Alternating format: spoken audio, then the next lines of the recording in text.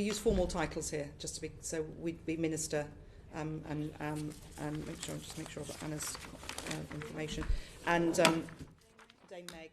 We've got a lot of dames here. Dame Meg, Dame Siobhan, and Dame Harriet. Oh, we started. Order. Welcome to today's Treasury Select Committee. Today is Tuesday, the 28th of January, and we're here to conclude our evidence sessions on the acceptance of cash. And so I'm really delighted to welcome the new Economic Secretary to Treasury, Emma Reynolds MP, who took over the post just about 10 days ago. So welcome to you. And she's joined by Anna Harvey, who's the Deputy Director of Payments and Fintech at His Majesty's Treasury. Minister, today we're concluding our discussions about acceptance of cash. But before we go into that, you're obviously new in your role, and we've been hearing a lot of discussion in the Treasury and in the media about the way that the Treasury wants to deal with regulators, with the Chancellor calling in regulators. We've seen obviously the remit letters and an emphasis on things like the secondary objective for the Financial Conduct Authority. Could you just tell us in the Treasury who is responsible for making sure that the balance is right so that consumers don't get lost in this move to push for growth from the regulators? Is that part of your responsibility? If not, who's responsible for that? Indeed it is. Well, firstly, thank you very much for the opportunity to appear before you. This is my first appearance in this role. Delighted to be in this role, by the way.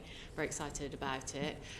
So it is my role to lead the work with the FCA and indeed the PRA to ensure that we balance the objectives of the regulators, first and foremost to protect consumers, but also to promote economic growth and competitiveness. And a lot of the time those two things go together, but sometimes, as you say, there is some friction there.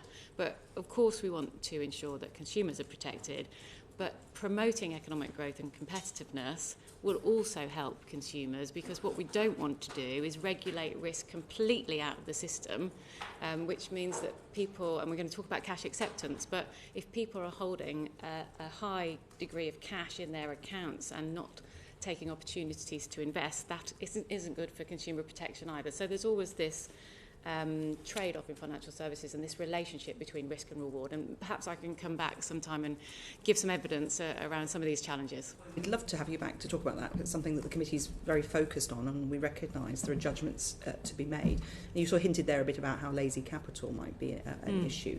But in the doubling down on the growth objective, who is the actual individual champion for consumers in the Treasury? I mean, would that be you personally, or where does that fit in the landscape? I lead on all of our work with regard to financial inclusion and financial services. So yes, I would be the lead minister on that. But obviously, as you know, the FCA have rule-making power, and so as John knows very well, I am the lead minister working with Nico Ratti and indeed Sam Woods at the PRA, so that is my role within the department. Okay, well, I think because it's early days for you, and also actually sort of early days for what the regulators will be doing, we'd look forward to having you back to discuss that in more detail. But before I move on from that, I'm going to ask Mr. John Glenn MP to come in. Thank you. Congratulations on your new appointment. A great role, one I'm somewhat familiar with. Obviously today there's a lot of speculation about what you've announced on pensions and DB pensions and releasing the surplus that's beyond what DB firms need to think. Could you tell us what gives you confidence that decision will actually translate into that money being invested? Sure. Okay.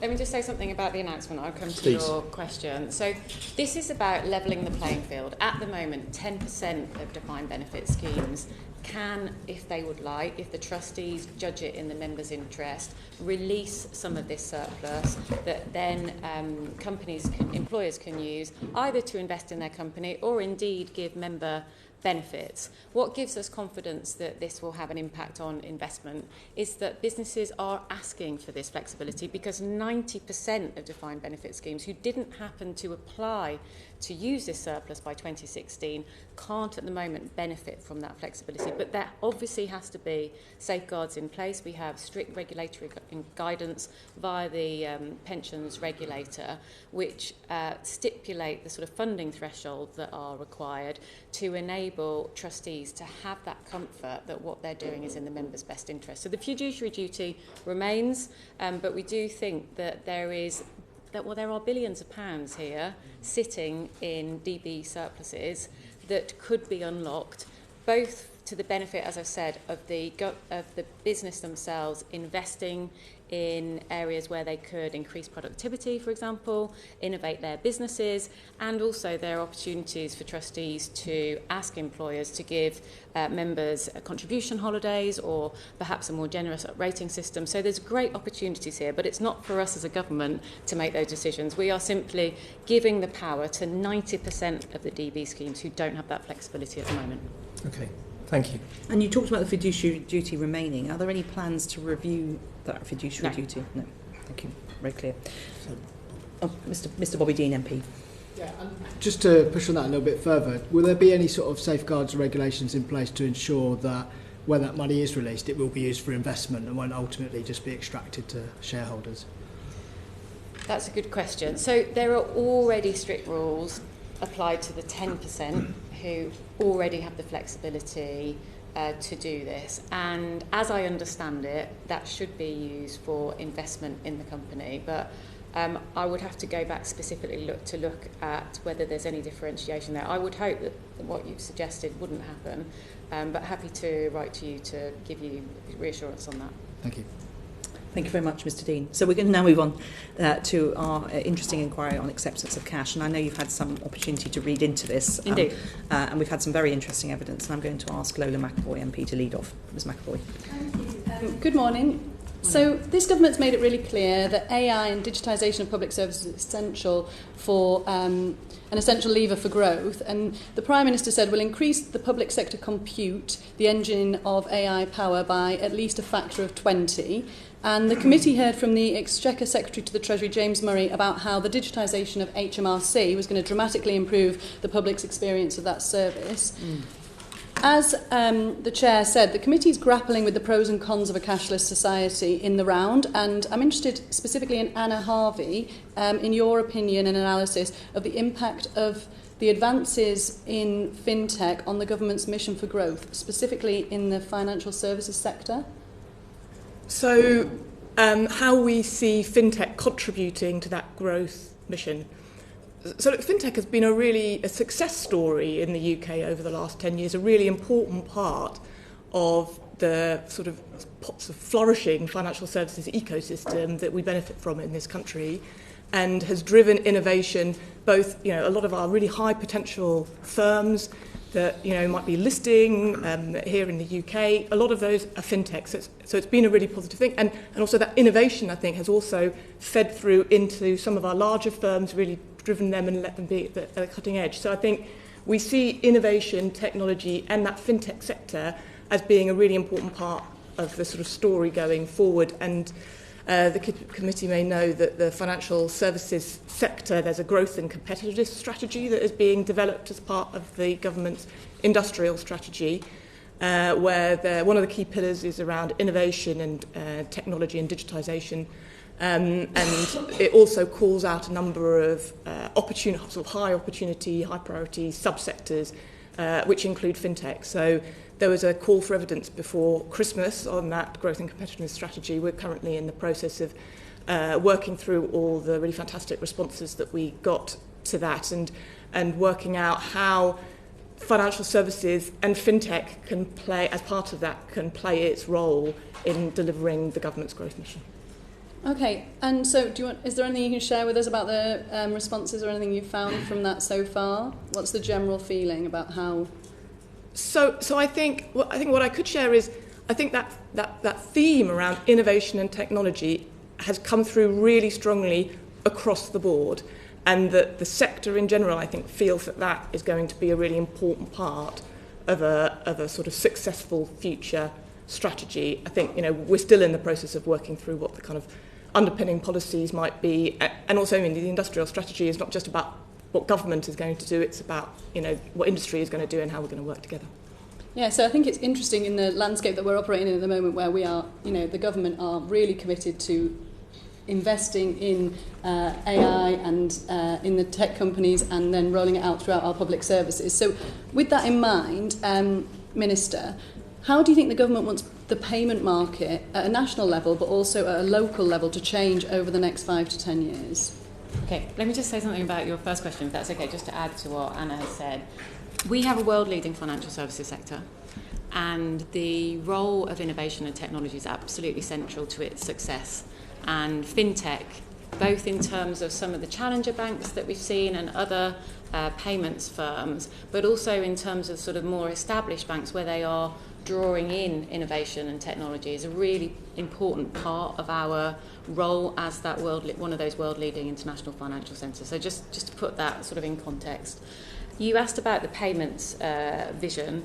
We want to make sure that we have a payments vision that is fit for the future. And there's been a lot of innovation already in the payments vision. We need to make sure that operational resilience is at its heart. We need to make sure that we push forward with innovation, but that we take people with us. But I think, Anna, you might want to say something about the payments vision. Yeah, I'm happy to talk a bit more about that. So the committee may know the government published a national payments vision alongside the Mansion House speech last year. With the top line vision statement was to deliver a trusted world-leading payments ecosystem built on next generation technology where consumers and businesses have a choice of payments methods to meet their needs. And the 3 pillars that we think are important to sort of build that we want to really focus our collective efforts on are around security, and that encompasses resilience, but also fraud is a really, really important theme. Innovation, so making sure, I think payments is an area where, consumers, we can see how much the way that we pay has changed, and that choice has been a really positive thing, I think, for most people. So keeping that kind of level of innovation, and I think there's a lot of potential future innovation that may be coming around the corner with advances in distributed ledger technology that potentially creates a lot more opportunities to pay in new and interesting and exciting ways that are valuable to customers and businesses. And then competition is the other really important pillar, to make sure that we've got an ecosystem that provides where competition and innovation are linked. So I think it helps drive better services, but also drive good value for consumers and for businesses. I think that's really interesting. I mean, you mentioned obviously consumers, which is a big part of the inquiry that we're doing, the report that we're doing on this acceptance of cash point, but also about choice. So they're the 2 things that keep coming up from the witnesses that we speak to, and specifically we're interested in the rub between sort of growth at all costs and people who might not feel like that's the choice they want or the choice they need to support them. So how can growth be achieved, Minister, in this sector, in this area, without leaving people behind who can't use digital payments or feel nervous, anxious or isolated without the use of cash or cash acceptance? So just to reassure you, we're looking at this in our new financial inclusion strategy, and we've got a committee set up to do this, and we've got various subcommittees within the committee, and the main focus of that will be on digital inclusion. So how can we help the digitally excluded join the rest of us, frankly, because obviously the vast majority of people are accessing banking online, are using cards for payment, and how can we also ensure that there's access to banking? And as you'll know, and I'm sure we'll get onto this, there's been a new comprehensive cash regime that's been put in place and indeed accelerated by the adoption of the FCA rules, which were introduced in September, but I'm sure we'll come on to the access to cash issue. Is there anything you want to share with us about the financial inclusion strategy that might apply to the people that we've heard giving evidence, more isolated groups, people with learning difficulties, people who are fleeing domestic abuse, and certainly older people who might not feel confident with online banking? Sure. Well, the financial inclusion strategy is going to look at all of those vulnerable groups and take into account their needs. I'm very at the early stages of this, obviously launched under my predecessor, but it was a commitment that the Labour Party made in the financing growth paper that we put out in February last year in opposition. So we're very committed to ensuring that we push forward with financial inclusion, and I'm happy to come back to the committee when we've got further developments in that area. That you've got with all the subcommittees, who is on those committees? Have you got representatives from the sectors Yes, involved? indeed. Ms. Harvey? Yeah, so you chair the overall committee. I chair the overall and then committee, there's and some then there are subcommittees. So the subcommittee that I think is most relevant here on digital inclusion and access to banking is chaired by Jazz Singh from Lloyds Banking Group, I believe. I couldn't tell you who is chairing all the other subcommittees, I'm afraid. And sorry, there was a second part to your question. Well, so who's on them? Who's on them, yes. Yeah. They have been designed to have a mix of membership, so we've got people from civil society groups, people from business, but also trying to get representatives with sort of lived experience, so that kind of perspective is also brought to bear. Okay, well, the committee will be happy to share with you the work that's just been... we had a session last week about lived experience. I'm sure it'll be out, with our report. Yeah. But briefly from Chris Coughlin and then back to Ms. Michael. As part of your financial inclusion strategy, are you looking at innovations in financial inclusion in developing countries? I'm thinking specifically East Africa with M-Pesa, with the use of mobile banking to include people, using very simple mobile phone, sort of simple non-smartphone technology around mobile payments to bring people in who aren't necessarily familiar with a smartphone. I'm, as a minister, always really happy to learn from what others are doing internationally. And actually, in some of these emerging economies, they're kind of stealing a charge on us because they are almost taking a digital-first approach. They're sort of starting from a position where nobody has a fixed landline because they've never had one, and they start with a mobile phone. So, I mean, it's obviously you have to learn the lessons given the context you're in, but very happy to have a look at that. I mean, the overall strategy is to ensure that fewer people are financially excluded and digitally excluded. So it's a key priority for the government. And as Anna has said, I'm chairing the overall committee. Can I just add, I think there are some elements to digital exclusion. There's access to the devices, access to the internet, and then there's also something about having the skills to access those technologies. And then I think the point that you make is also a really important part of sort of, there's sort of filling the gap, I suppose, around digital exclusion, which is also developing the right products that those individuals can engage with. So I think it's one of those problems that you need to kind of approach that from a few different angles. Just a quick one. Obviously, you've got a financial strategy with committees and subcommittees. When will the committees complete their work, and then will the government come to a decision as to next steps? Well, we're at the very early stages of the journey. The first meeting, and obviously this was chaired by my predecessor, took place late last year. But I sort of see this. I believe there's a follow-up meeting coming up in March, but I don't think we've set out a sort of at this stage the timelines. And so, do you have any form of timetable which takes you to say completing the work at the end of 25, with the minister making a decision in January 26, or is that a little bit? Am I being a little bit impatient? We're all impatient for change, Mr. Grady. I haven't yet chaired this group because obviously I've only just come into post. I think that is something that I'll have to discuss with the committee, but in a way it would be good to have recommendations and to make progress, but I do think this will be an ongoing issue because as you've taken evidence in both writing and oral evidence, the landscape for digital inclusion, financial inclusion is changing every year and every month. So, I think digital inclusion will be is a priority for our government and will continue to be one. So we don't have a timeline yet. Okay. If you could write, when you have had your next meeting, if you could update us on any timelines, we recognise that may be not one complete finished piece of work. We may have bits of work along the way. Happy to do that. And could I just say, Minister, if you could just lean a little bit into your mic. For a room that's built only 25 years ago for sound, it's not always very clear. Apologies. So I will lean in. Lean in, thank you. I think is that a maxim perhaps for the job as well. As you are doing no doubt. Loda McAvoy MP, back to you. Thank you, Chair. I think it would be remiss of us, because of the powerful testimony that we've heard over the course of this inquiry, not to stress the point, especially of those fleeing very abusive domestic abuse situations the need for cash. So obviously, as the Minister, appreciate your new to post, appreciate that we are, all on board with hurtling towards digitisation of all of our public services. It's essential for growth, but it is really important that you understand the magnitude of the lack of acceptance of cash by essential services as people's exit strategy from violent relationships and abusive, coercive relationships. We've heard really powerful testimony that we can't, that will be in the report. We can't go into detail about it for obvious reasons, but I think it would, with the Chair's permission, we should probably try and put that in your financial exclusion strategy as well, because this is crucial for these people. And I think some of the key points that came out were around the fact that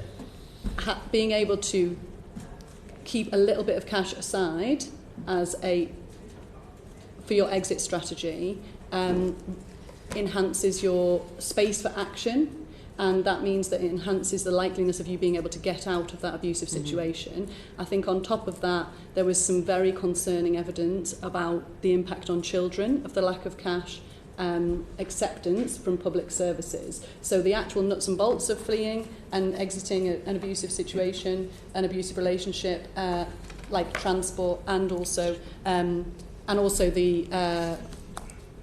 impact on children. So I just wondered what the government can do in supporting this committee and in supporting those people to make sure that they do have as many of those opportunities for action, as much as that space for action for them to flee those situations. So I suppose the question is, sorry, I just wanted to stress that point. No, and the question is, if the government are committed to moving and financial inclusion, but also moving to a digital first approach for public services, where does that leave these people, and how can we make sure that they're supported? Minister.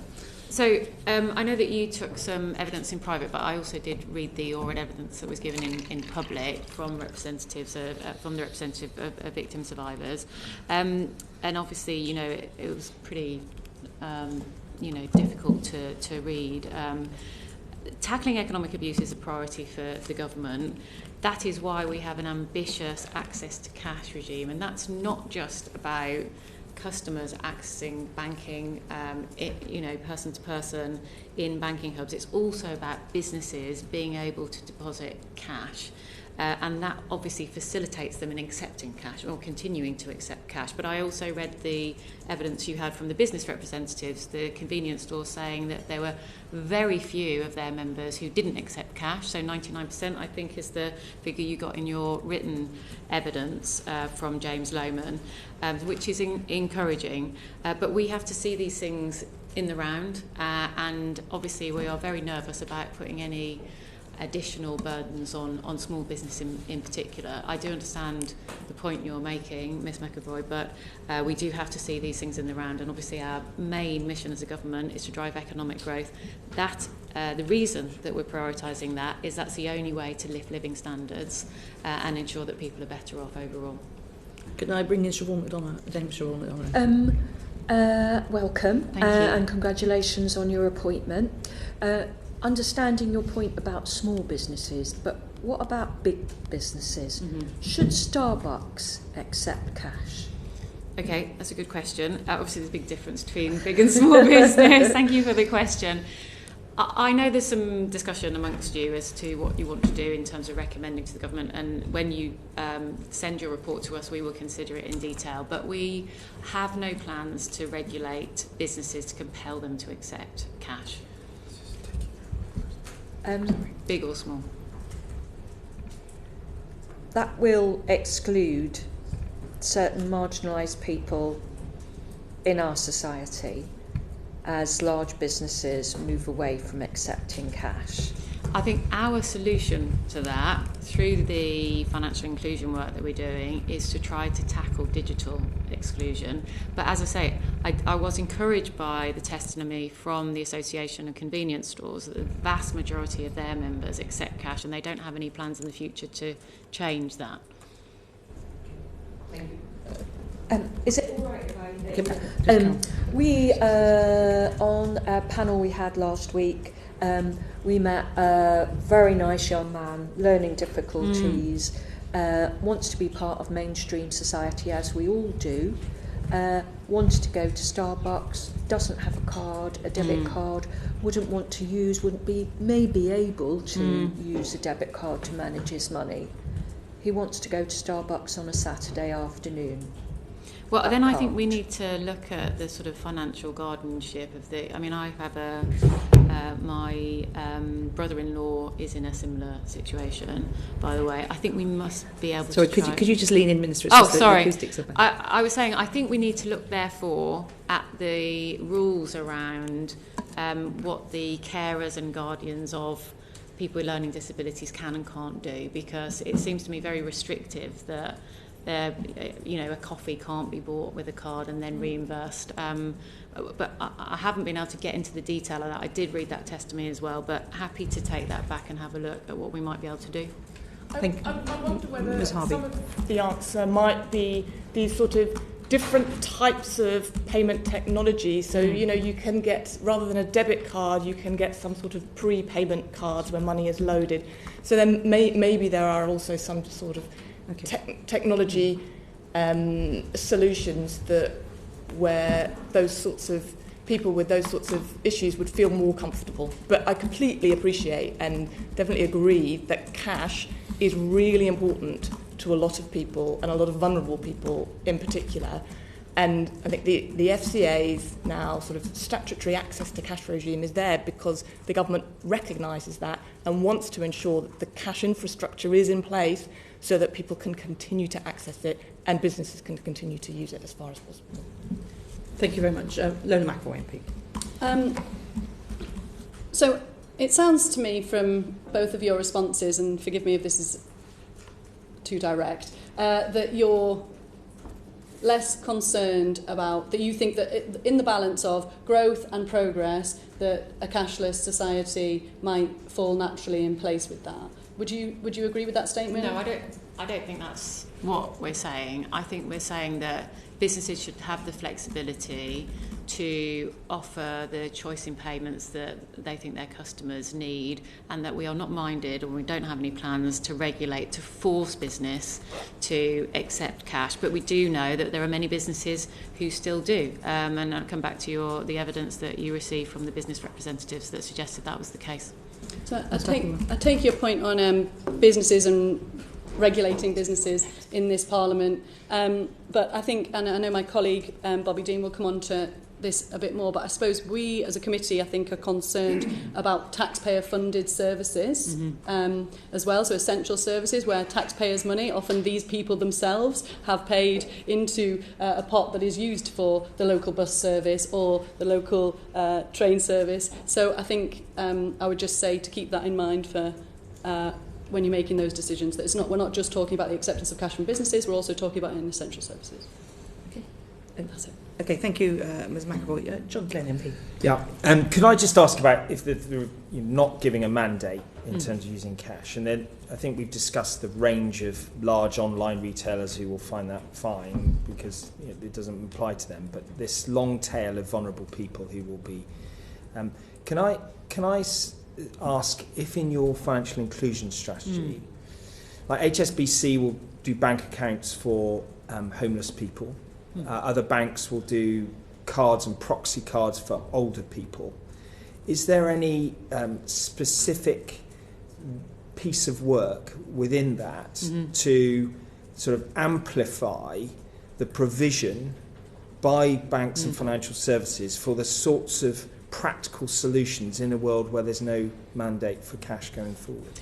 Absolutely, and I mean you've highlighted a couple of those things already, but I'm very keen to work with the banks to ensure that they are taking practical measures to help people. We've already seen with victim survivors that many banks provide those safe spaces for people, and so we want the best practice to be the leading practice. We want to highlight that, and we want other banks to come along on that journey. So that definitely will be part of the work. Because I think the evidence we've seen so far, I mean, I recognise the dilemma you're faced with, but we have seen a lot of evidence from vulnerable communities. We also recognise there's quite a diversity from a metropolitan view and a view from market traders, say in Darlington, who use cash in a much more ready way than they do even in the market in Salisbury. Mm-hmm. And the danger is that if you don't get enough exposure to that long tail of vulnerable people and people who are just habitually using cash in a different way,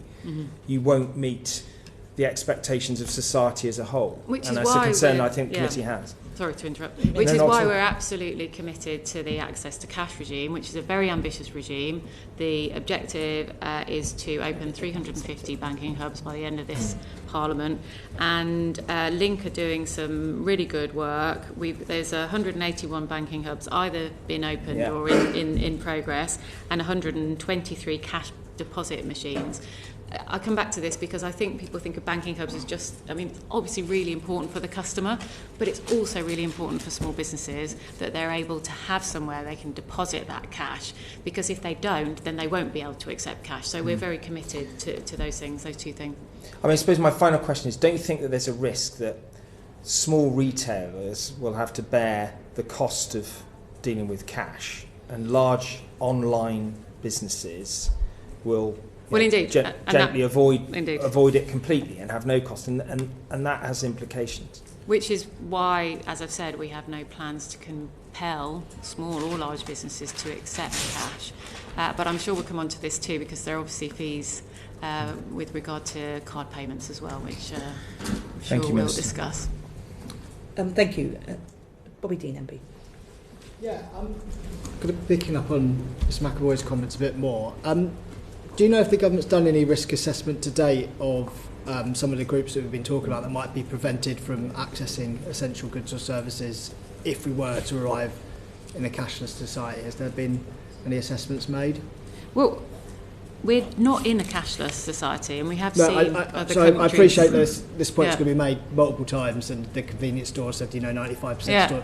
But the point of this inquiry is to anticipate what might happen in the future. But the ACS also said that their members don't have any plans to change that in the coming years. Of course, but things change rapidly. We've seen things change rapidly in just the last few years. And so the point of this inquiry is to speculate what a cashless society would look like. So just speculate that we do arrive in a cashless society. Would there be any impact assessment made on which groups would be particularly vulnerable? Well, we haven't done an impact assessment of a scenario that we're not planning for, because, as I've said, the focus has been on the access to cash regime. So we can't, on the one hand, have our focus on the access to cash regime and then do a risk assessment of a cashless society, because I don't think we're anywhere near having a cashless society. I live in Buckinghamshire.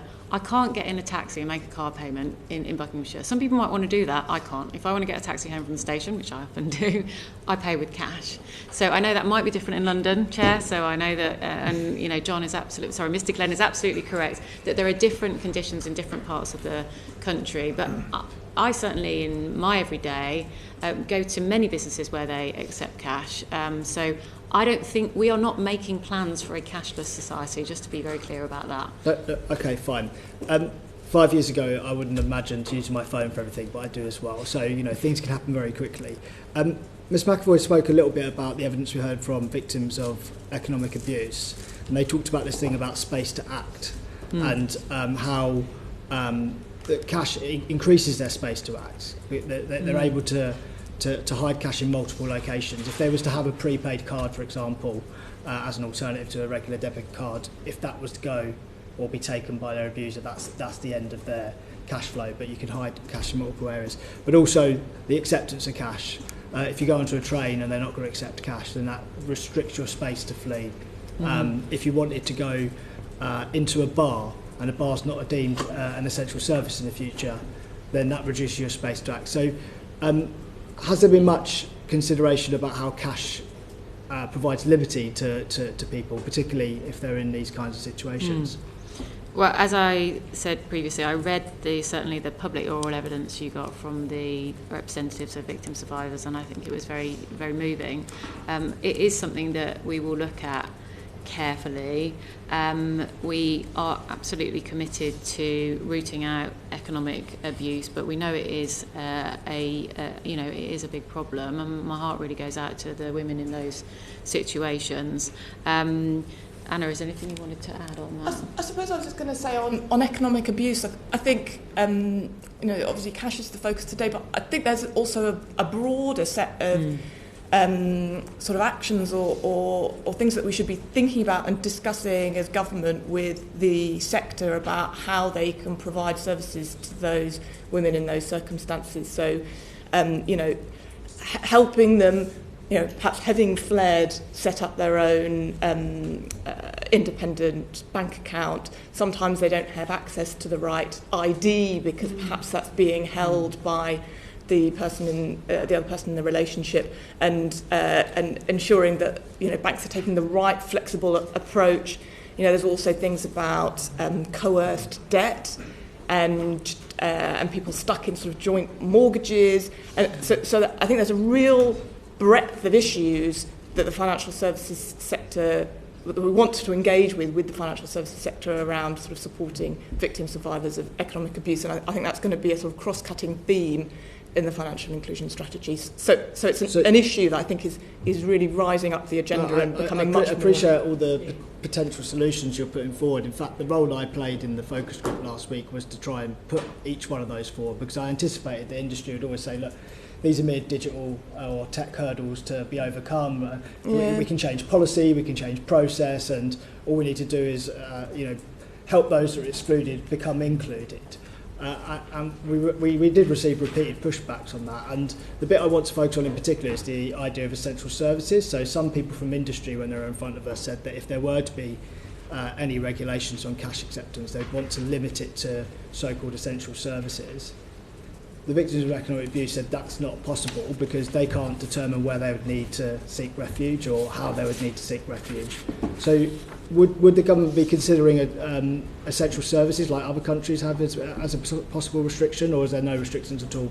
Again, I read the oral evidence given on this, but I don't really know what the definition is of essential services. Where does it start and where does it end? And it seems like you've also received evidence around that. I don't, as I said previously, we don't have plans to compel business. It would be very difficult to come up with a plan to compel only businesses who provide essential services to accept cash, precisely because it's so difficult to define, and that was the evidence you also received, where I think somebody said there was a complexity around this, which I would agree with. So where would it stop and where would it end? Okay, so that's quite a clear answer, that you don't think defining it by essential goods and services would be useful because it would be too difficult to define. But you have said on the flip side that you don't intend to impose any regulation at all. So I know that you don't anticipate this is going to happen soon, but just to offer the views of these minority groups again, who feel that the government doesn't understand this, doesn't understand how cash is vital to them, what would you say to those groups who are saying that tech hurdles, digital hurdles, they're not mere things to be overcome? There's something unique about cash that we need to hold on to, and we need to ensure that cash acceptance continues into the long run. Despite what the trends are saying right now, into the long run they want assurances that cash will always be accepted. Well, as I said, the focus of the government is on the access to cash regime, which does relate to the acceptance of cash, because if businesses don't have places to go to deposit cash, that's when they stop accepting cash. So we're absolutely determined to ensure that banking hubs and deposit machines are available to small businesses. So that's what I would say. But also I just want to say I'm grateful to the committee for bringing this to our attention, because you've said that they don't think we understand. By reading the oral evidence and some of the written evidence, that has given us a better understanding of the perspective of those groups. Okay, thank you, Chair. Thank you, Mr. Dean. Dame Harriet Baldwin, MP. Thank you very much, Chair, and congratulations on your appointment. And actually, the thing that shocked me the most last week was that there are school dinners that the children of parents who fled domestic abuse are unable to purchase with cash, and that was I'm just laying that out there because that really shocked me to learn.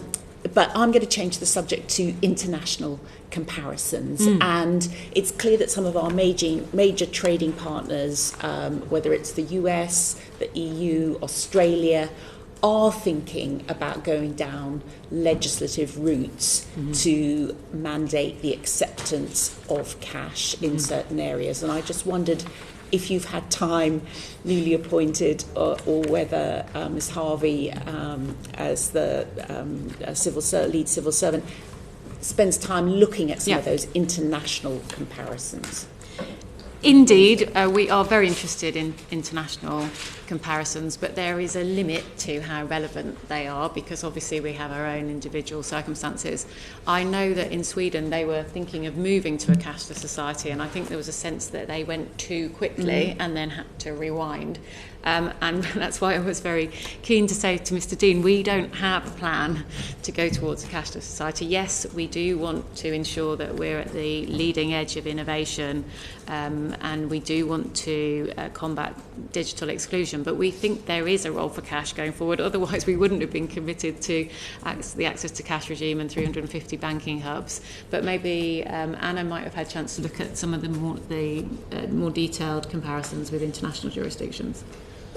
So we do look and have looked and monitor some of the debate in other countries. I know it's a live debate in the EU at the moment. I think there is a bill that is being discussed. I know Ireland published a national payments strategy, I think, last year that talked a little about cash acceptance. And there's a sort of few other countries who talked about Sweden. And I suppose we absolutely kind of, seek to understand those arguments and where those countries have got to. Yeah. Have you looked at the Australian draft legislation, the proposals in Australia, because they seem probably the most sweeping of the ones we've and been able to they do attempt, find. I think, to define essential services, don't they? They've got.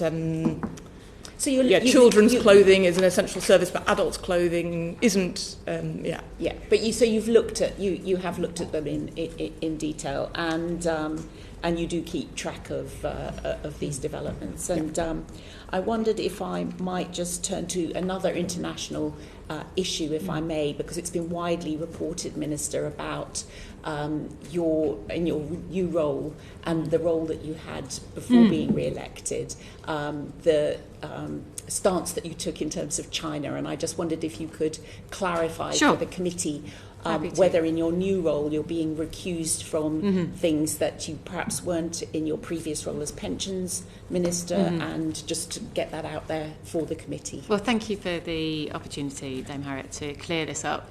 I think the first thing to say is don't believe everything you read in the newspapers. I didn't represent Chinese business, and I have never represented the Chinese government. I was representing UK businesses, UK-based financial services. I think the work that I did in the city before my election in July was highly relevant to the job I have now. I have not recused myself because I have no ongoing financial interest. I'm not being paid by the City UK. I resigned my position at the City UK, and by the way, the clue's in the title UK, but I'm not saying you're saying this, Dame Harriet, but I've had various allegations thrown at me. I haven't recused myself. Because I resigned from my position at the City UK upon my election, and then I was appointed as Minister a few days later. And that's the same position as you had in your previous ministerial role? Yes. So, I mean, how to put this? I think, so there is the Foreign Influence Registration Scheme, which was an ongoing discussion in the previous government, and it's all about the trade-offs and balance between national security and economic growth, and that's at the heart of it. But let me just say, this wasn't about Chinese activity here, it was about financial services, investment and interactions with Chinese business in China. So there's been a lot of misrepresentation of the issue. But were you recused from more things in your previous role as pensions minister? No, I have not. Or is it identical with your new role? The essential principle is that only if you have a ongoing financial interest should you recuse yourself from policy decisions. I have no ongoing financial interest at the City UK. They employed me before my election. I resigned my position at the City UK upon my election, and therefore I have not recused myself from any policy area. And what the Chancellor and the Prime Minister think is that the fact that I did work with financial services firms is a strength, not a weakness. Okay, so you're exactly the same issues you might be recused on in this role as in your previous role, or you're not going to recuse yourself from anything? I have not recused myself from any issues in this role or the previous role. Thank you, that's very clear. For I have no ongoing financial interest. Thank you, that's very clear. Turning to another international issue that I know is very relevant to the inquiry, acceptance of cash, but also the FCA statistics that 7 million UK consumers have bought a cryptocurrency or Bitcoin, and the acceptance of those. Clearly we've got a change in the US, which has become much more pro-private sector crypto, and President Trump signed an executive order this week stopping the central bank from developing a central bank digital currency. Obviously there's quite a lot of work underway at the Bank of England in terms of a central bank digital currency, and I wondered if you had formed a view, Minister, in terms of the role that you want to play in either encouraging or discouraging these initiatives in the UK. So the position in the UK hasn't changed. The previous government and the current government support the Bank of England's plans to develop a central bank digital currency. I think I have my own views about crypto and the issues surrounding that, but maybe that is an issue for another day, if that's okay. Would you buy any? I haven't bought any crypto, and it's entirely up to consumers how they invest their money. My preference is to, if I had much money to invest in things that have underlying value. But I have my own views about crypto, but I think this is quite a complex issue. And I think that's something we'll bring into when you're in front of us next time. Thank you, Chair. Ms. Harvey. I wonder if helpful I could just add to the comment on the central bank digital currency. So yes, this is a joint sort of Treasury, government, Bank of England piece of work. And we're currently in the process of designing a blueprint for a central bank, a retail central bank digital currency or a digital pound. And the idea is that in order to make a decision about whether this is a road that you want to go down, which is a pretty significant decision, with a lot of balanced arguments, you sort of need to know, in broad terms, what that proposition is in order to be able to take a sort of yes or no decision, and how it acceptance of cash, for example, and how it would address concerns about privacy and other such things. So the work is that's quite designing these things, or even a blueprint for these things, is a pretty detailed and complex thing. So that's a piece of work that is being taken forward over the course of this year, with a view to then ministers and the bank together making a decision probably in 2026. Thank you.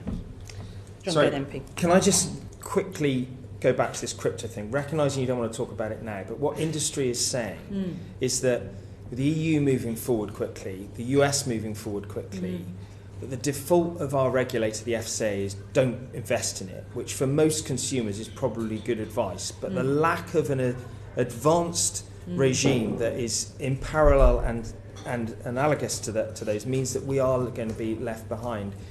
And for those that are at liberty and are sufficiently financially secure to make those investments, and there'll be weeks before we can see you again, I just would respectfully urge you to take that away, because I think it's material to the industry at large. Yeah, and I've heard those concerns, but obviously in government you have to balance that against other priorities. But yes, I will come back when I've had a bit more than 2 weeks to. And also, I need to talk to the industry, which I haven't in this current role. So no, we appreciate your proactive offer to come in front of us. I think you have to come if we invite you anyway. But it's nice to know that you're good to be on the front foot and keen. Dr. Jeevan Sander. Thank you very much, Chair. I will say before even COVID did Somaliland for 2 years, one of the poorest nations on earth, they did move to an almost cashless society, so it's certainly not beyond our wit to do so. If they could do it, we could certainly move towards it. I suppose for me, I'm thinking if we are moving towards that society, I'd be interested in both your opinions on this, what it means in terms of card transactions, those on small businesses and those on low incomes. Retailers spent about £1.6 billion on processing card transactions, and those processing fees disproportionately impact small businesses and low-income people. Would you agree with that assessment, and does that concern you? So, thank you for the question. I think it's really pertinent. We want to see as much competition as possible in this area.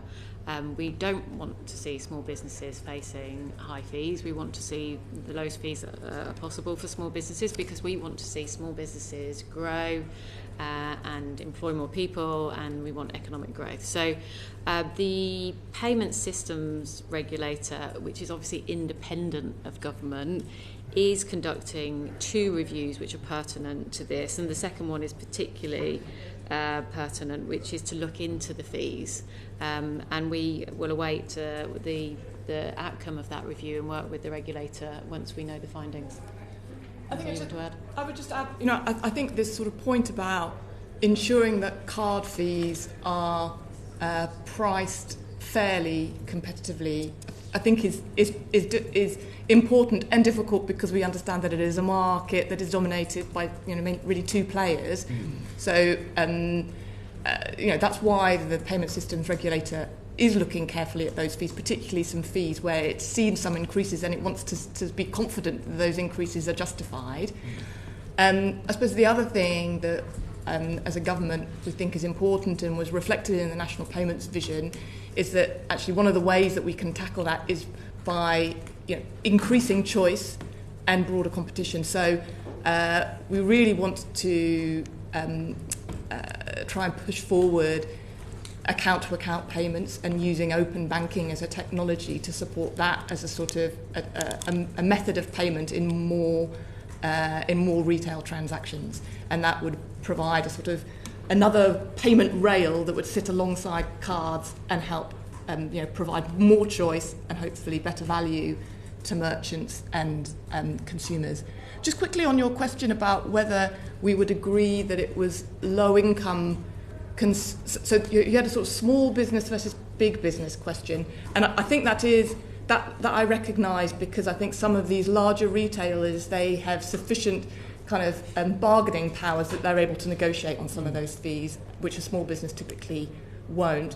I'm not sure I quite recognised or understood the kind of low income versus higher income, because I suppose the fee isn't reflected in the price, right? It's the price is the same regardless. So what I was thinking there, you're right, Ms. Harvey, I could have been clearer. So basically, when you have your card transaction, the retailer, when it interacts with the bank, you'll have a minimum fee, if you like, or like a per transaction fee plus a percentage of the amount. Yeah. So if I'm a low-income consumer and I'm consuming less, I would expect that fee to somewhere be passed on. So if I can't go to like the big supermarket, I go to the small one around the corner, those small businesses will be more likely to, if you like, have a higher percentage of the transaction for smaller transactions that would go on fees. Does that make sense? Well, I think in most cases that cost would be borne by the retailer rather than the person making the purchase, unless, which I have also experienced this personally. I don't know how often it happens now, but some shops have minimum transaction levels, don't they, for cash, and I think in order for card, in order to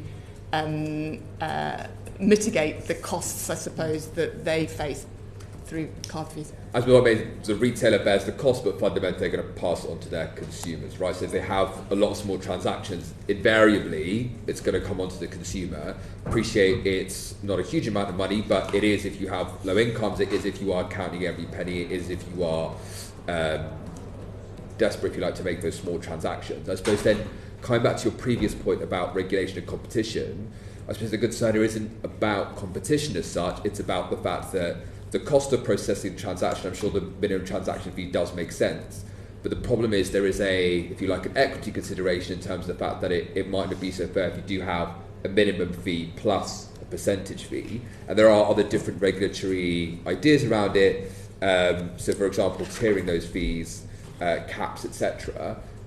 With the payment system regulator, would you be willing to ask them to consider those issues? So the payment systems regulator is independent, so it is for them to kind of determine what investigate the market, see if they think there is an issue, and then consider a suite of remedies that might be put in place. putting in place caps is definitely, a remedy that you can use and that economic regulators use in those sorts of scenarios. Another one is transparency, just making sure that they are clear about what they are charging and why they are charging it as a sort of mechanism to drive value. The tiering one is not a suggestion I've heard. I'm very happy to kind of take that away to the PSR and ask them whether it is a sort of a remedy that they have considered when they've, as part of their market reviews. I suppose there's a broad question as I was regulating for growth. You said the PSR has a review. Do you know when they're reporting back to you by any chance? So they wouldn't be reporting back to us, they would be reporting to the market. So there's 2 reviews ongoing. One is about scheme and processing fees. Mm-hmm. I think that they published the kind of indicative outcome of that before Christmas, I think, with their suggested remedies, but perhaps we can come back to you with the detail. We may have that information, just but not to hand. And then the other one is on cross-border interchange fees, which are a sort of particular sort of subset of type of fees, where again they're quite progressed, I think, with the market review, and we can give you chapter and verse if helpful.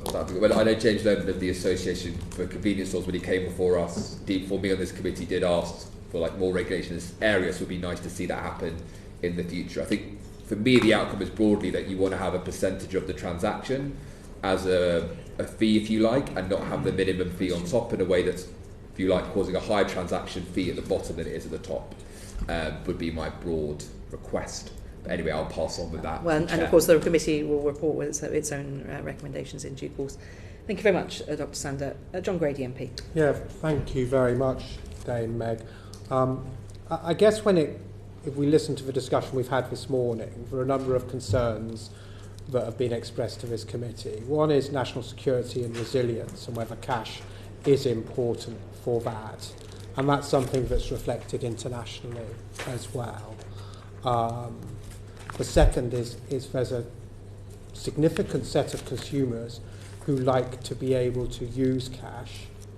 And may I say, unless I've missed some technological development, that is the mechanism of payment they broadly can only use. So they need to be able to use cash, otherwise they can't purchase things. I think the other thing we've touched on in the committee with I think it was the post office, is just that we have currently, and you're quite right, a system of access to cash. But the mirror to that is acceptance of cash. And if no one's accepting cash, then that system will become progressively more expensive, if you like, per transaction. So I guess a concern that people might express is that we could be sleepwalking into a situation where there isn't sufficient usage of cash. Therefore, the costs of that network become prohibitively expensive per transaction. And also we start to really exclude, be it vulnerable women, people with learning disabilities and so on. So what I'd like to know is, has the Treasury looked critically at potential scenarios for the usage of cash diminishing to the extent where the cash system becomes uneconomic? And secondly, has the Treasury modelled whether actually, having set about vigorously making sure that there are fewer access to cash deserts, we're actually in the situation where we have acceptance of cash problems. Just a simple example, in my seat you might find areas where the supermarkets broadly only accept cash in 1 till out of 20 at the Morrisons in the Barrowlands. I've not counted for tills at the Morrisons and Barrowlands, but that's the sort of situation you may have. Has that been modelled at all? Because it seems to me that it's something that the trends are quite clear. I think you asked a number of questions, so maybe I can pick up on the first question, which was about national security and resilience, and then come on to your second set of questions. So I think I'm glad that you raised this issue, because we wanted to have the opportunity to say that regulators have very high expectations and set high standards for firms to have operational resilience in payment systems. And we certainly think that it is advisable for consumers, if they can, to have a sort of range of ways they keep their money. And cash wouldn't necessarily be one of them, because there obviously are risks to keeping a lot of cash as well. But Anna, I don't know if you want to say anything about this operational resilience issue. So I suppose, I think you're right. The place we would start is we need to put really clear expectations on firms to maintain high levels of operational resilience, and that is done, I think, in March 22. There was the financial regulators policy statement on operational resilience, which set those high standards. There's also a system of direct supervision from the Bank of England over payment systems and related services providers that are deemed to be systemically important. So I think that's the first step. And then the sort of second step is, but also let's make sure that we have I think part of our resilience picture in the UK is having some diversity of payments provision. So we're not, putting all our eggs in one basket so to speak. So yeah, that's. And then the modelling was the second chapter, really. So modelling, well, it really comes back to Mr. Dean's question, which is we haven't modelled a scenario that we're not planning for. So we are not planning for a cashless society. You've heard evidence that from the Association of Convenience Stores that the vast majority of their stores accept cash and are planning to do so in the future. And that's why, we come back to the access to cash regime, which is, you said, mirrored, it is related to this acceptance of cash, because we want to enable small businesses to be able to deposit cash in a convenient way so that if they wish to, they can continue to accept cash. And without that framework that is provided for by the access to cash regime, that certainly would lead to fewer businesses accepting cash. So they are related, and we're very committed to that access to cash regime. Okay, well, I guess that makes sense, as our point might be that you're not planning for this to happen. One final crisp question. The Equality Act forbids indirect discrimination. That's when an organisation has a way of working that has a worse impact on disabled people compared to other people. And the other thing it requires is that one makes reasonable adjustments for access to jobs, education and services, so public services, swimming pools and so on. Going into Starbucks to buy a cup of tea.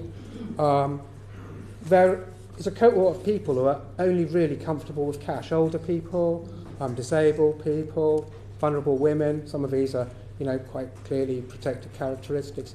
Has the Treasury considered whether actually the current legal landscape is for, in most situations, one is required to accept cash, and that actually the law, properly understood, would require cash to be accepted by, for example, Starbucks or a local council providing leisure facilities, and that there is in fact no business choice?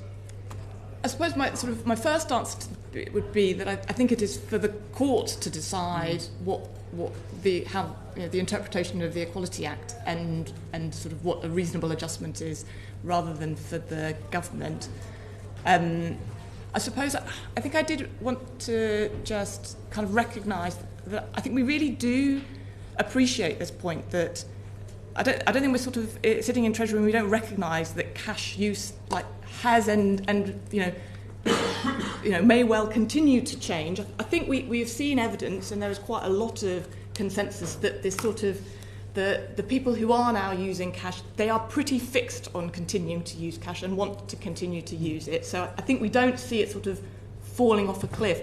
But clearly it has changed the way that cash is being used in our society, which is why something like the access to cash regime is necessary.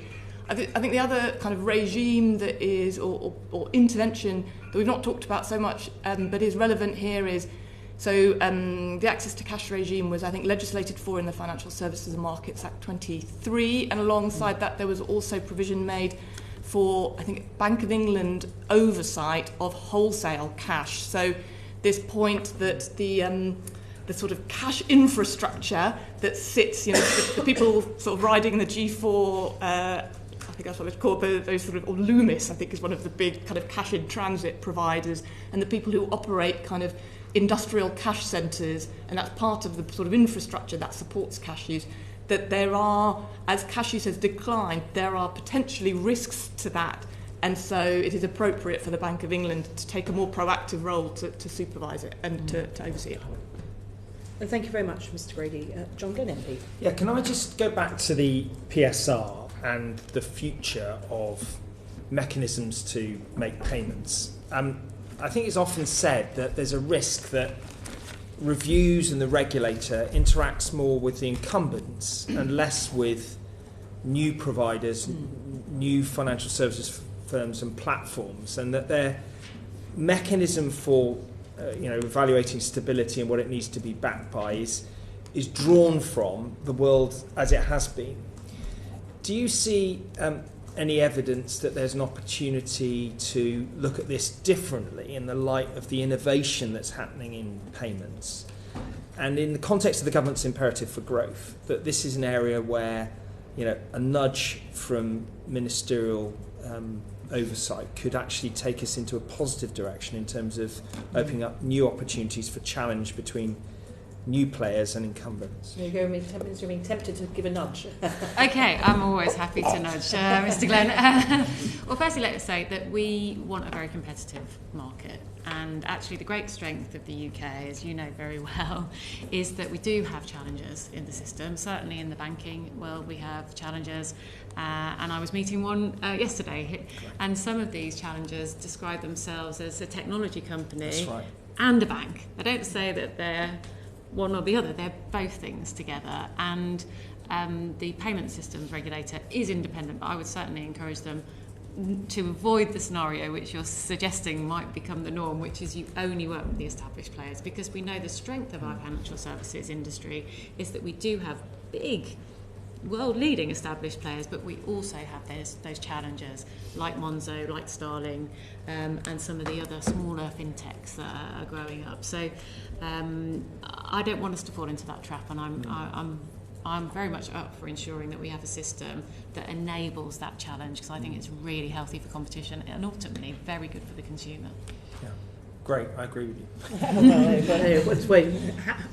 Happiness breaks out across the committee and community. Thank you very much. Just very quickly, just say, that was a really big theme in the National Payments Vision, how we can sort of get that benefit from open banking, because I think there's a lot of potential innovation that could come from that if we can unlock it. Okay, back to acceptance of cash. Mr. Bobby Dean. Yes. At risk of labouring the point, I just want to try and get absolute clarity on some of the answers. You keep saying that we're not planning for a cashless society. I accept that. I think some of these vulnerable groups are saying that this is the point, that there is no plan for a potential cashless society. It's happening slowly in an unstructured, unplanned way. We've heard about train journeys being rejected because they don't have cards. If they make it onto the train, they can't buy any water or food in a place that they're fleeing to. If they want to provide school meals to their kids, the schools are only accepting prepaid cards as opposed to cash. So their space is being limited all the time, and they fear that trajectory is going to continue. And are you saying that the government's response to this space being limited is that we need to equip these vulnerable consumers better because you don't want to regulate the businesses because that would have an impact on economic growth? Is that where you're at? You'd rather equip the vulnerable consumers better than regulate business better to address this squeezing of the space where cash is accepted? We want to work with the vulnerable consumers that you've heard evidence from, and we want to ensure that there is access to cash, which in turn helps with acceptance of cash in the way that I've suggested around, access. But I've given you specific examples of where acceptance of cash has declined. That you can't get on some trains, you can't spend money on some trains, you can't pay for kids' meals at schools. These are things that are already happening. It's not an imaginary future. How do you want to address that problem? Is it just by equipping the vulnerable consumers better, or will you be willing to consider regulating those businesses to ensure that they need to accept cash? So no, I've been very clear that we have no plans to compel businesses to accept cash. So your characterisation of firstly, it's the access to cash regime, and it's also trying to ensure that through the financial inclusion strategy, we help those who are financially excluded as much as we possibly can. Okay, that's good. Thank you. Thank you very much, Mr. Dean. Dame Siobhan. What we come up time and time again in all financial services in this committee is the poverty premium. So if you're poorer and you live in a poor neighbourhood, it's hard to get car insurance, it's more expensive, it's harder to insure your house, it's harder to access what all the rest of us take for granted and do to be sensible, I'm thinking the wrong phrase, sensible citizens.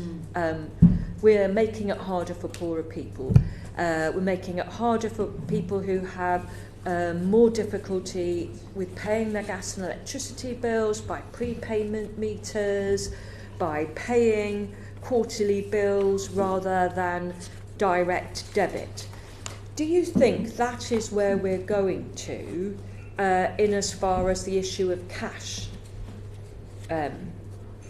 comes into play? Because we can give people, I think, following on from Bobby's question, we can give people to access the cash, but if they can't then use it, or the way they use it is more expensive, maybe we're doing them a disservice. So you have expressed a lot of reliance on the fact that convenience stores have said they're accepting cash. And they're very local, and people often access them to buy a small number of items because that may be how they manage their income. But the goods will be cheaper in the bigger supermarkets, who may be going in a different direction to stop accepting cash. So is your policy of not requiring big business to take cash going to lead to an increase in the poverty premium? Okay, so that's a very big question. Firstly, let me say that we don't want this, as you describe it, poverty premium to exist. I see no evidence, but tell me otherwise, that the big supermarkets are stopping using cash. As far as I'm aware, if you shop in a big supermarket... No, that's not what Dame Sean was saying. But yeah. Sure, but I mean... You were making a distinction between the association and convenience stores and some of the big retailers and big supermarkets. What we did hear, I should say, in evidence very clearly was people felt humiliated that they're in the queue, sometimes going to the customer service desk to use cash, and sort of feel isolated and othered. Phrases that came out in our roundtables last week, which we'll provide to you in detail. Okay, well, it'd be good to hear those. I suppose there's a couple of things going on here. How much of an issue is it for the kinds of activities that you were talking about, which is, it's obviously much cheaper to do a weekly shop in the round than it is to go and pick up a thing here or there. We think there is still a high degree of acceptance of cash in some of these retailers. I haven't heard any suggestion that supermarkets aren't taking cash, but you tell me otherwise if you've heard that. We don't think, looking at this in the round, it is the right thing to do to put additional burdens on small businesses. That's why we are not planning to regulate for the acceptance of cash, but we do want to look at other ways to help some of these vulnerable groups who've given evidence to you. Thank you. Ms. Harvey, earlier you talked about you didn't see, a quote, we don't see cash falling off a cliff. Yeah. So, Minister, are you convinced, though, that cash will survive without government action? Well, we are taking government action. But I think, as Dame Siobhan said, if you access to cash is only any good if it's actually accepted in places. Well, there are many small businesses. If you talk to Link, I spoke at they had a reception in Parliament earlier this week, or was it last week? No, it was last week. There is demand from local communities and local high streets for these banking hubs, and that demand isn't just coming from consumers, it is coming from small business. So we know that small businesses want places to deposit their cash so they can continue to accept cash. And so we, as I said to Mr. Dean, we don't plan for a cashless society because, as my colleague Anna suggested, that we know that there are groups of people who are very committed to continue to use cash.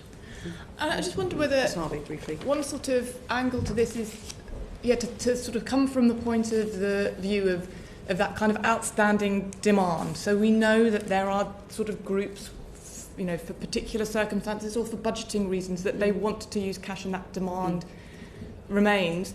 And I suppose what we've done with the access to cash regime is ensure that that demand can be met through access.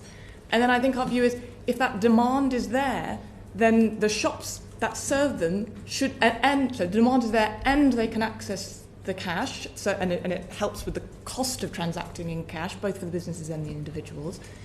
Then the demand is there, and businesses, tend to be well placed to respond to the demands of their customers. So if they have a customer base that wants to use cash, they will typically be good at responding to that.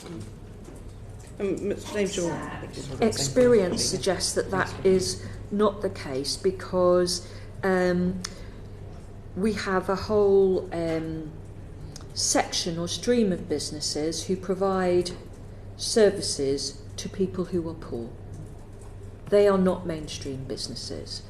Why is it that that's not for you to answer, but a rhetorical question is, why do lots of mainstream supermarkets, Morrison's in Mitcham, close in poorer areas? Because people are not buying enough to make it a good thing for that store to stay open.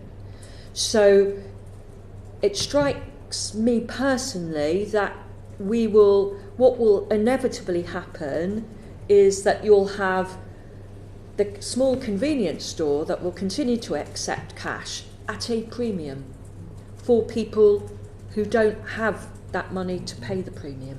Because this is not clairvoyance, it's what's happening everywhere else, in every other sort of financial service.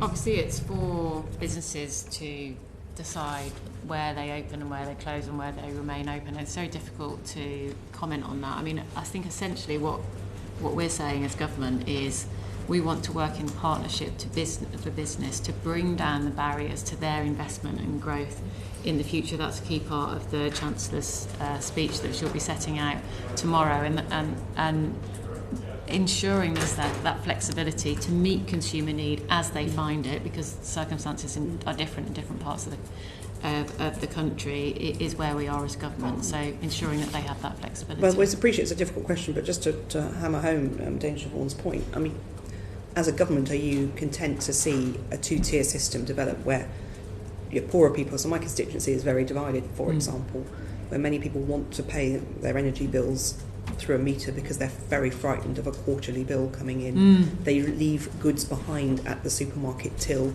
because they haven't got the money to pay for it.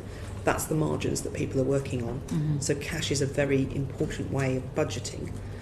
And as Dame Siobhan's highlighted, there are fewer opportunities now for them to choose to buy services and goods in cash. Is this something that worries you? As you've said, you're partly the consumer champion in the Treasury. Well, I mean, I think that the energy bills issue is very pertinent to it's this about discussion. it's about more. That plays the point about how people budget. I mean, there is action, I think, has been taken on energy No, bills. energy bills is not a red herring. But the point is this: that's the real life of people who are budgeting and counting every penny. And they're very worried about a card. I mean, even the direct debit guarantee worries people because they don't believe it will work. If they've got a basic bank account, they're worried that they'll go into an overdraft. These are things. £100 overdraft is, for people around this table, probably not the biggest worry in the world, but for people in many of our constituencies, I'm sure, well, I'm not sure of the demography of your constituency these days. I have some very poor indeed. communities, But that's a huge worry, a debt that they will take many weeks or months or even years to overcome. So I think, just to reiterate what Anna's already said, we understand that there are people in society who are on low incomes, and some that aren't, frankly, on the lowest, who prefer to use cash for budgeting, and that's why we're committed to the access to cash regime that we've set out. Okay. And I do think the kind of concerns about poverty premium, I think things that the government takes seriously and looks at where they occur. Good to hear. And is there a level of cash acceptance, Minister, that you would worry you if cash was being accepted less and less? So we've seen changes. COVID brought some big changes. Is there a point where you would worry about the cash acceptance, as you say, given the poor sections of Well, your I think we own need to constituency. keep all of these things under review, but we have to make policy in the round. And as those of you who have been in government previously will know, government is about trade-offs, and that's where we are. Okay, well, we'll be watching that closely, because that whether what you're doing is enough to support cash acceptance in future, with time will tell. And the challenge is that where the Swedes went was too quick for what you're proposing. But what I think, in summary, Minister, if I could thank you for your time. Thank you. What we've heard today is that the government has absolutely no plans to compel businesses or to mandate the acceptance of cash. But we've also heard that cash is the main pillar of the government's approach, and the government believes that access to cash for people will be enough to ensure that businesses keep accepting cash. That is an interesting balance that we will obviously be watching. And the government has on the other hand, no plans to introduce a cashless society. We also heard on other issues from you that you've no plans to change the fiduciary duty for pension funds, trustees, and that you are very keen to extend digital payment options to currently excluded groups. So that was very interesting to hear. Can I thank you very much indeed for your time? That's Emma Reynolds, MP, the Economic Secretary to the Treasury, and she's been joined, of course, today by Anna Harvey, the Deputy Director of Payments and Fintech at His Majesty's Treasury. Thank you very much indeed. Order.